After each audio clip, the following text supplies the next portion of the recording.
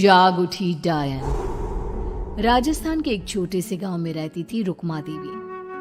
उम्र यही कोई 60 साल की होगी उनकी। गांव के लोग कहते थे कि वो औरत नहीं बल्कि डायन थी, क्योंकि शादी होते ही रुक्मा के पति की मौत हो गई और फिर धीरे धीरे उसके परिवार के सब लोग एक एक करके खत्म हो गए और साथ ही गांव में पड़ा अकाल। जमीन सूख गई, खेती सूख गई, लोग भूखे मरने लगे। रुक्मा को गांव से बाहर निकाल दिया गया और तब से वो गांव के बाहर झोपड़ी बनाकर रहने लगी। कोई भी रुक्मा के घर के आजू बाजू से गुजरता तक नहीं था। एक दिन गांव के रहने वाले रतन और उसकी पत्नी आनंदी को दूसरे गांव से आते वक्त रात हो गई और अंधेरे में रास्ता भटक के वो रुक्मा की झोपड़ी के पास जा पहुंचे। अरे आनंदी, ये क्या हो गया? हम तो रुक्मा डायन की झोपड़ी के पास आ पहुंचे। अब तो सब बुरा होगा। जल्दी जल्दी से निकल यहाँ से। हाँ जी, सही कहते हैं आप। ये डायन हमको खा जाएगी। जल्दी भागो यहाँ से। तभी रुक्मा झोपड़ी से बाहर आती है। अरे रुको, तुम लोग यहाँ मेरी झोपड़ी में आराम कर लो और देखो, इस रास्ते पर आगे मत जाना। हाँ, हमें आगे जाने से इसलिए रोक रही है ना, ताकि हमें मार डाले तू। अरे ना ना, मैं तो तुम्हारी जान बचाना चाहती हूँ, मेरी बात तो सुनो। डर की वजह से आनंदी और रतन वहां से भाग जाते हैं, लेकिन फिर अगले दिन गांव में खबर फैलती है कि रतन और आनंदी ने अपने घर में फांसी लगाकर आत्महत्या कर ली। वजह क्या थी किसी की समझ में नहीं आया। अगले दिन गांव में जोर का तूफान आया और भयानक तरीके से किसी के रोने की आवाज गूंजने लगी। अरे भाई, लगता है उस डायन रुक्मा ने गांव पे काला जादू कर दिया है। हाँ भाई, मुझे भी ऐसा ही लग रहा है। लगता है कल आनंदी और रतन मर गए। लगता है ये उसी का किया धरा है। हमें सरपंच के पास चलना चाहिए। वो दोनों आदमी सरपंच के घर पहुंचते हैं। अरे, तुम इस वक्त यहाँ पर क्यों आए हो? जानते नहीं बाहर क्या हो रहा है? कितनी डरावनी आवाज गांव में गूंज रही है। बस मालिक, किसी तरह आ गए। पूरे गांव वालों की जिंदगी का सवाल है। अरे मालिक, ऐसे तो सब एक एक करके मर जाएंगे। तो क्या चाहते हो? क्या किया जाए? मालिक, हमें रुक्मा को मारना होगा। अरे जब तक वो डायन गांव में जिंदा रहेगी तब तक गांव में ये सब होता ही रहेगा।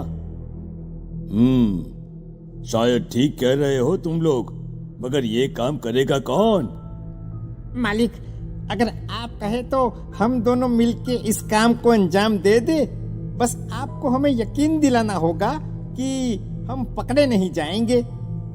ठीक है, लेकिन बाहर जो आतंक का साया है उसमें तुम दोनों रुक्मा तक पहुंचोगे कैसे? हैं? क्या तुम्हें डर नहीं लगता? मालिक, आप उसकी चिंता ना करें। काल भैरव का भभूत है हमारे पास। रुक्मा तक पहुंचकर आसानी से मौत के घाट उतार देंगे उसको। हाँ, मैं भी चलूंगा तुम लोगों के साथ। उस डायन को मरते हुए देखने की बड़ी इच्छा है मुझे। सरपंच उन दोनों लोगों के साथ गांव के बाहर की तरफ चल देता है। गांव में घनघोर काली रात पसरी हुई थी और दिल दहलाने वाली चीख की आवाज माहौल को बेहद खौफनाक बना रही थी। हाथ में काल भैरव का भभूत लिए वो तीनों रुक्मा की झोपड़ी की तरफ जा रहे थे। वहां पहुंचने के बाद, ये लो खंजर और पार कर दो इस डायन के कलेजे के अंदर। मालिक, आप बस यहीं खड़े होकर नजारा देखो, आज ना बचेगी ये। हाँ मालिक, ये भभूत अब इसकी जरूरत नहीं है। मैं इसे यहाँ पेड़ की डाली पे रख देता हूँ।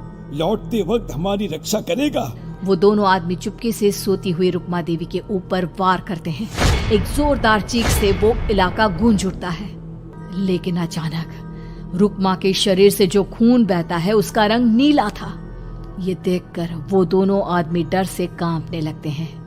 अरे अरे अरे अरे, ये क्या? अरे इसके खून का रंग तो नीला है। अरे तो क्या हुआ? डायन जो ठहरी इंसान नहीं है ये। और आज इस बात का पक्का यकीन हो गया है। मर गई चुड़ैल, मर जाने दे। चल सरपंच साहब को जाकर ये खबर सुनाते हैं।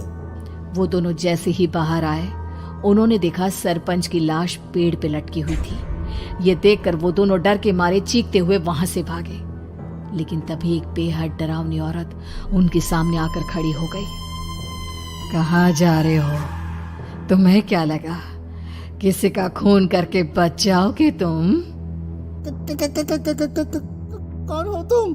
कौन हो? हमने तो डायन को मारा है, कुछ गलत नहीं किया भाई। वो डायन नहीं थी, वो इस गांव की रक्षा कर रही थी। तुम कौन हो? और तुम्हें कैसे पता वो कौन थी? उसने रतन और आनंदी को मार डाला। रतन और आनंदी को मना किया था रुक्मा ने इस रास्ते से आगे जाने से, पर वही दोनों माने नहीं और उन दोनों ने मुझे देख लिया था, इसलिए उनका मरना तो तय था। क्या मतलब तूने मारा था? और हम समझ रहे थे कि रुक्मा ये सब कर रही है। अरे वो तो मेरे कब्जे में थी, रोज अपने खून का चढ़ावा देकर इस गांव को बचा रही थी, तभी तो उसका खून नीला पड़ गया था। लेकिन तुमने तो उसे मारकर मेरा काम आसान कर दिया। अरे नहीं नहीं, हम नहीं मानते कि ये सच है। नहीं मानते तो बताओ सरपंच कैसे मरा फिर? क्योंकि उस वक्त तो तुम लोग रुक्मा को मार रहे थे ना, जवाब दो। हाँ बात तो सही है, इसका मतलब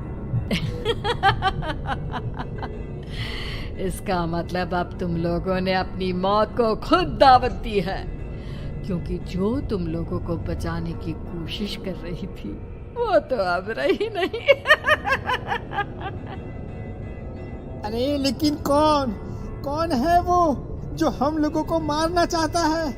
आत्मा, रुक्मा के घर वालों की आत्मा। वो लोग कोई आम आदमी नहीं, खूनी भेड़िए थे और रुक्मा ने उनका ये राज जान लिया था। रुक्मा के अंदर शक्तियां थी जिसके चलते उसने उन सबको खत्म कर दिया। क्या? अरे लेकिन पूरा गांव तो समझ रहा था कि रुक्मा अपने घर वालों को खा गई। खा रुक्मा नहीं, मैं आ गई। क्योंकि असली डायन मैं हूँ और अब कोई नहीं बचेगा इस गांव में, कोई नहीं। भागो तुम दोनों। वो दोनों आदमी पागलों की तरह भागते हुए गांव पहुंचते हैं। वहां देखते हैं कि पूरा गांव खुद की नदी बन चुका था। हर तरफ लाशें ही लाशें पड़ी थी और रुक्मा के मरे हुए घर वाले उन लाशों को खा रहे थे। कुछ देर के बाद उन दोनों का भी वही हाल हुआ।